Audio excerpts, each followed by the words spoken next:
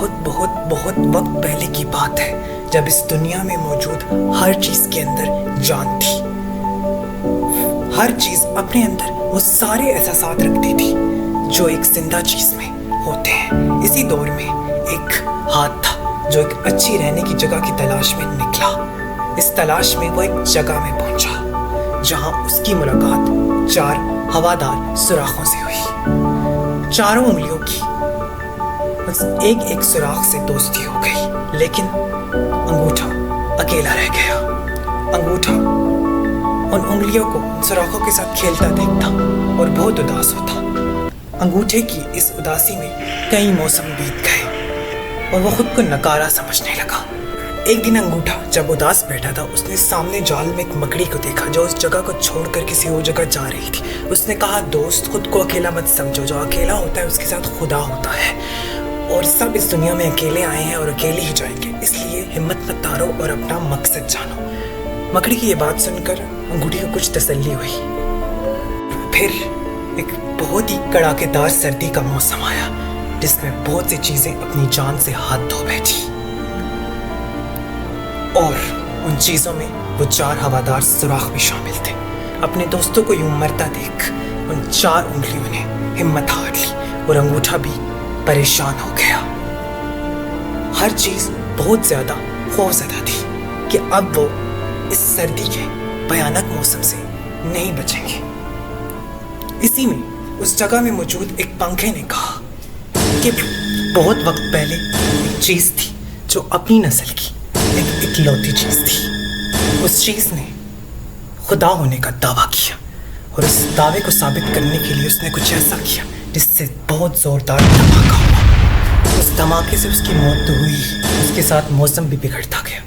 یہ بات سن کر سب پریشان ہو گئے، لیکن انگوٹھے نے ہمت دکھائی اور سب کو مخاطب کر کے کہا کہ میں جانتا ہوں کہ حالات بہت نازک ہیں، لیکن ہم سب کو ہمت کر کے اس سردی کا مقابلہ کرنا ہی ہوگا. اگر ہم ہمت ہار کے بیٹھ جائیں گے تو ہم بھی باقیوں کی طرح مر جائیں گے. انگوٹھی کی یہ بات سن کر سب نے ہمت کرنے کا عزم کیا اور سب نے اس کے لیے مل کر دن رات کام کیا، اور ان کی محنت رنگ لائی اور وہ سب بچ گئے. اس کے لیے سب نے انگوٹھے کا بہت ہی زیادہ شکریہ ادا کیا، اور وہاں موجود مکڑی نے بھی انگوٹھے کو بہت سراہا.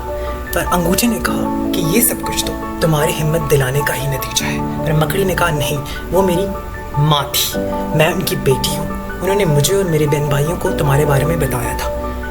میرے بہن بھائی تو اپنے راستے چلے گئے، لیکن میں تمہیں دیکھنے یہاں آئی. یہ سن کر انگوٹھے نے اس مکڑی کو بہت زیادہ دعائیں دی، اور پھر موسم پہلے سے زیادہ بگڑنے لگا، اور اس نے بہت سی چیزوں کو اپنی لپیٹ میں لے لیا.